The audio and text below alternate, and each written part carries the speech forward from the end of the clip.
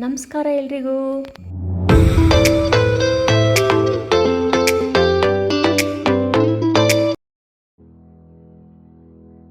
ರವಾ ಇಡ್ಲಿ ಬಗ್ಗೆ ಹೇಳಬೇಕು ಅಂದರೆ ಸೆಕೆಂಡ್ ವರ್ಲ್ಡ್ ವಾರ್ ಟೈಮ್ನಲ್ಲಿ ಅಕ್ಕಿಯ ಕೊರತೆಯಿಂದಾಗಿ ರವೆಯನ್ನು ಬಳಸಿ ಇಡ್ಲಿಯನ್ನು ಮಾಡಲು ಪ್ರಯೋಗ ಮಾಡಿದ್ರು.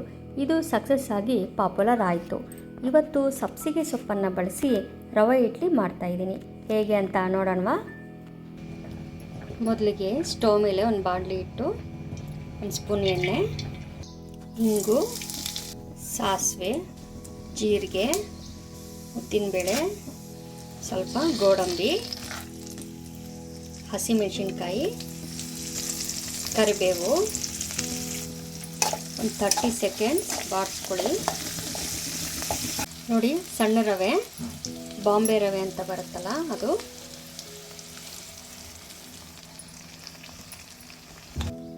1.5 ಗ್ಲಾಸು ಹಾಕ್ತಾಯಿದ್ದೀನಿ. ನೋಡಿ,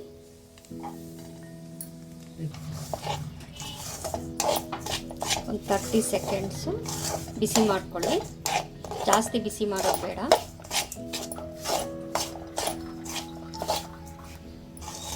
ಎಲ್ಲ ಮಿಕ್ಸ್ ಮಾಡಿಕೊಂಡು ಒಂದು 30 ಸೆಕೆಂಡ್ಸ್ ಬಿಸಿ ಮಾಡ್ಕೊಳ್ಳಿ. ಈಗ ಆಗಿದೆ. ಸ್ವಲ್ಪ ರವೆ ತಣ್ಣಗಾಗಲಿ. ಈಗ ನೋಡಿ, ರವೆ ಎಲ್ಲ ತಣ್ಣಗಾಗಿದೆ. ಇದನ್ನೆಲ್ಲ ಒಂದು ಬೌಲ್ಗೆ ಟ್ರಾನ್ಸ್ಫರ್ ಮಾಡ್ಕೊಳ್ಳೋಣ.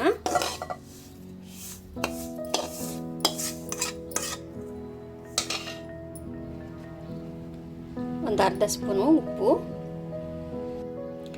ನೋಡಿ 1 ಕಪ್ಪಷ್ಟು ಸಬ್ಬಾಕ್ಷಿ ಸೊಪ್ಪನ್ನ ಚೆನ್ನಾಗಿ ತೊಳೆದ್ಬಿಟ್ಟು ಸಣ್ಣಗೆ ಹಚ್ಚಿಟ್ಕೊಂಡಿದ್ದೀನಿ. ಇದನ್ನು ಹಾಕ್ತಾ ಇದ್ದೀನಿ.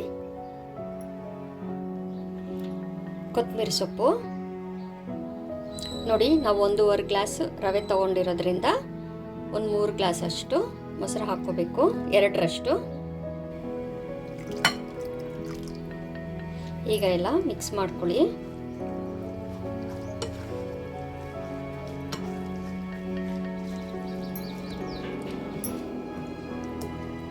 ನೋಡಿ, ಈಗ ಇದನ್ನ ಒಂದು ಅರ್ಧ ಗಂಟೆ ಬಿಟ್ಬಿಡೋಣ, ನೆನ್ಕೊಳ್ಳುತ್ತೆ ರವೆ ಎಲ್ಲ.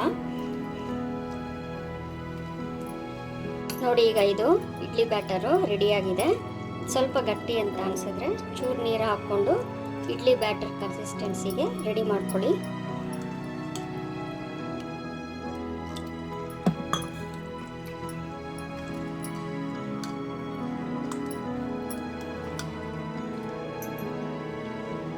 ಒಂದು 1/2 ಸ್ಪೂನಷ್ಟು ಸೋಡಾ, ಅಡುಗೆ ಸೋಡಾ ಮಿಕ್ಸ್ ಮಾಡ್ಕೊಳ್ಳಿ.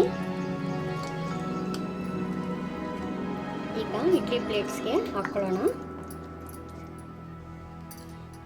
ನೋಡಿ, ಈಗ ಇಡ್ಲಿ ಪ್ಲೇಟ್ಸ್ಗೆ ಹಾಕ್ಕೊಳ್ಳೋಣ.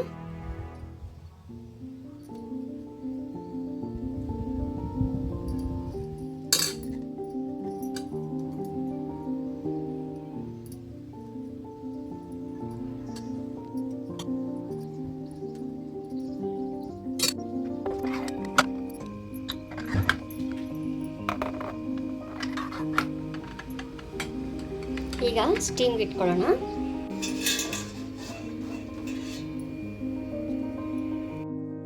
ಟೆನ್ ಮಿನಿಟ್ಸ್ ನಂತರ ಬಿಸಿ ಬಿಸಿ ಇನ್ಸ್ಟೆಂಟ್ ಸಬ್ಸಿಗೆ ಸೊಪ್ಪಿನ ರವಾ ಇಡ್ಲಿ ರೆಡಿ. ಸಾಂಬಾರ್, ಚಟ್ನಿ ಅಥವಾ ಇಡ್ಲಿ ಖಾರ ಪುಡಿ ಜೊತೆ ಸರ್ವ್ ಮಾಡ್ಬೋದು. ತುಂಬ ಚೆನ್ನಾಗಿರುತ್ತೆ.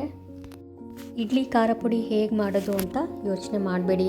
ಆ ವಿಡಿಯೋನ ಈಗಾಗಲೇ ಶೇರ್ ಮಾಡಿದ್ದೀನಿ, ಡಿಸ್ಕ್ರಿಪ್ಷನಲ್ಲೂ ಹಾಕಿರ್ತೀನಿ, ನೋಡ್ಕೋಬೋದು.